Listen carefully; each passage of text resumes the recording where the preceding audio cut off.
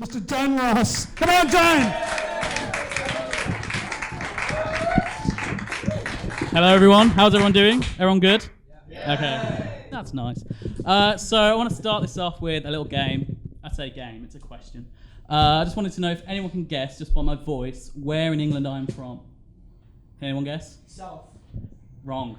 See, this is where everyone goes wrong. I'm actually from a little part of the country known as the Black Country in the West Midlands. And when I say the Black Country, normally people give me a look like this, which is, are you about to say something racist? Not because the Black Country is a specifically racist place. I mean, it is, but because they assume the Black Country is some kind of racial slur. It's not. It's just we're an area where there was a lot of industry. So we're named simply because we have a lot of smog. Something to be very proud of. It's basically saying it's a shit place to live. Indeed, so shit that it was recently voted the second worst place to live in England. We're like so shit that we can't even be the worst. We're the second shittest.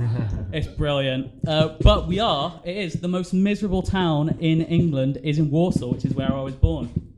Which is, a great setup for comedy coming from a miserable, miserable place. I'm flagging it off, but there are some good things about Warsaw. We have the largest advertising hoardings in Europe, our football stadium. That's something to boast about. We invented chicken balti pies, which I think is a great contribution to the world. And we also have a very nice art gallery, which has lots of great portraits. And it was opened by Rolf Harris. So even the one nice thing about us is linked to a paedophile.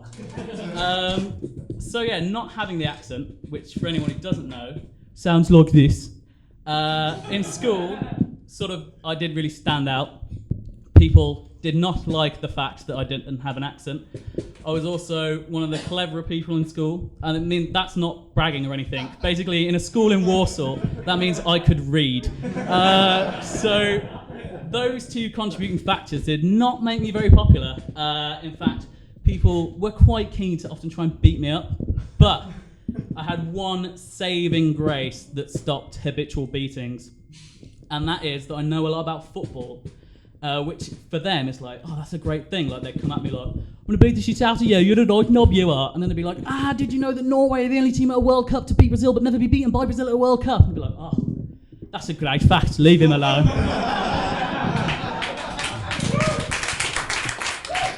That is true as well. So if you want to impress anyone with some football stats, use that. So football, that was one thing we talked about at school. Another thing that we talked about at school a lot, I remember as a 15-year-old, we talked a lot about fingering, how many fingers, who you fingered, techniques, stuff like that. And I've noticed that now that's something, I don't think I've ever had a conversation about fingering after about 19, except for this now, but this isn't a conversation, this is stand-up. And it sort of made me think sort of nostalgically about fingering, which is, not a good thing. And it makes me wonder, is it just really retro? Is that why we don't talk about it anymore? Or is it just because I'm no longer 15? And so I thought maybe I should test the waters and ask a few 15-year-olds. But then I realised I'm getting in a lot of trouble, as Adam Johnson found out. For anyone who doesn't know, Adam Johnson is a footballer who fingered a 15-year-old girl round the back of the Chinese. So that's my second reference to paedophiles there. So it's all going quite well so far, I feel. And sort of talking about nostalgia with fingering, I feel people my age, I'm 24, we sort of hark back a lot even though we're still young. It's like, oh, do you remember this? Oh, do you remember that? Oh, oh my God, the last Harry Potter book came out 8 years ago. Oh my God, we're so old. No, you're not so old. This is what a conversation would be like if you were so old. Be like, oh, do you remember this? No. Also, I've shit myself and all of my friends are dead. So we can't really complain in that regard. One other thing I'd like to talk about, after some negatives with paedophiles and, old people forgetting things and shitting themselves, I'm going to go on a positive note. Big thing for me this week was, last week in fact, was the return of the Great British Bake Off. Any other fans of it? Yeah. It was dramatic. I tell you, there was one guy, a few people in fact, didn't know which way up to put their Jaffa cakes. Mate, it was stressful. But also, really annoying.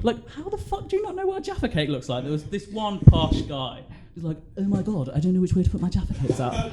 And you just know, like the week they're doing like Petit Four or Croque en Bouche, all that like fancy pastry shit, he's going to be like knocking it out of the park. But like Jaffa cakes, he's putting them upside down, he doesn't know how to do the crisscross on the chocolate. What a prick. So yeah, I may be making fun of Bake Off there, but I do in fact really love that show. I love that show like a fat kid loves cake. Hey. That simile doesn't work because it's exactly the same thing. Thank you and good night.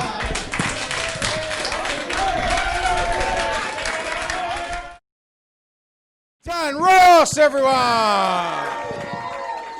Here he is! So yeah, disclaimer, I am also from the West Midlands. So yeah, I'm from a lovely part of the world called Warsaw.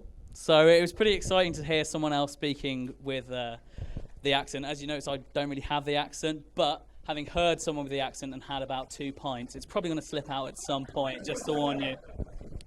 So yeah, the most recent development in my life is that I turned 25. And yeah, it's kind of like, it's very much a sort of like a meh birthday. Like you have 18 and 21, you're like, woo, yeah. And then 30, I'll be like, oh God, I'm 30, fucking hell. But 25, it's like, meh. All I did was I went to Nando's with my brother. Sorry to anyone over the age of 25. Yeah. So all I did was go to Nando's with my brother, which, you know, I mean, I'm not knocking Nando's. I very clearly like it.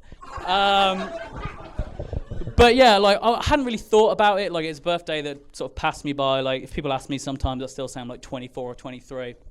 I hadn't really thought much about it until one weekend recently. I went home to see the family, and we watched some sort of like, you know, Saturday night family entertainment, the kind of thing that everyone can get on board with, but like no one really actually likes. And I heard this phrase, Sharon Osbourne and the over 25s. And then I had the crushing realization that I am now an over 25. No longer am I the type of person that Simon Cowell thinks can win the X Factor.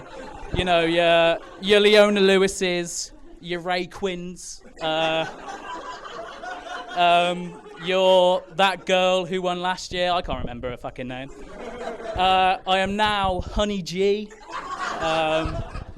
That old Irish lady who worked at Tesco's that got upset about having to dance, and Wagner. So that's the boat I'm currently sailing in. The only sort of comfort I have from that is that Ollie Murs, when he was on the X Factor, he was an over 25. And it's sort of it's a disheartening point in your life when you're like gaining comfort from Ollie Murs with his semi-successful pop career. But that's the boat I'm currently in. So yeah, being 25, I'm sort of having a midlife crisis. And you might say, 25 is a bit young to have a midlife crisis, but based on my dietary and lifestyle choices, 25 is fucking generous to be having a midlife crisis. So I've been sort of, you know, looking back and reminiscing about my favourite ages. And I think my favourite period of life was between 15 and 17.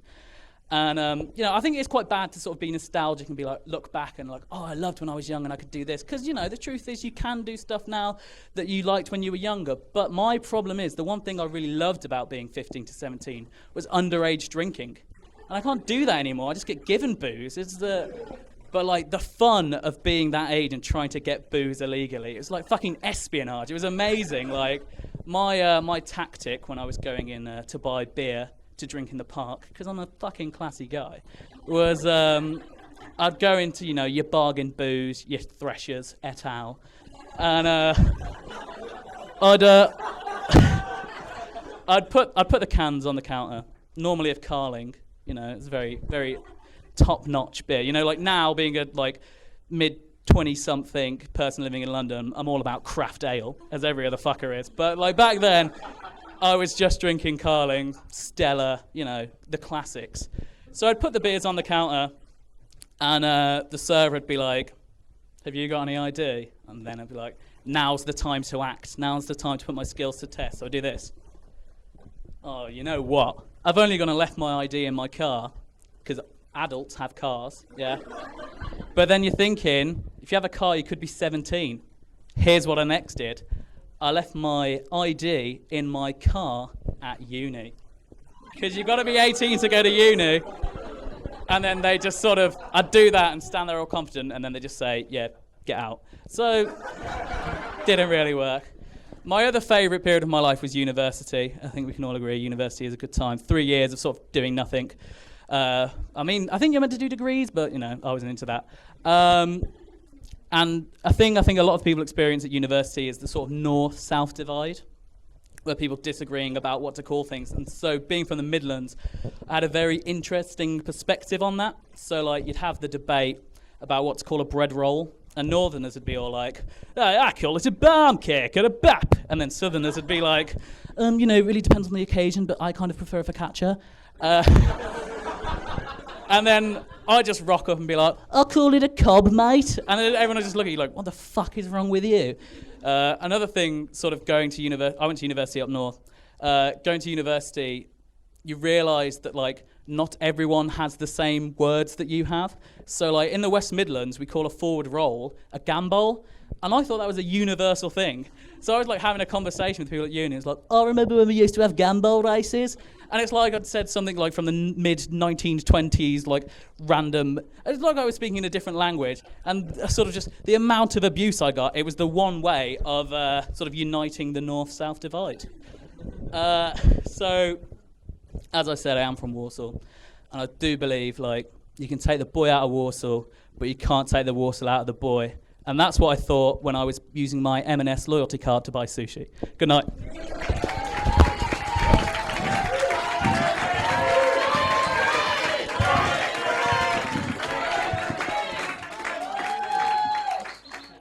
He's over 25. He's old enough to buy his own.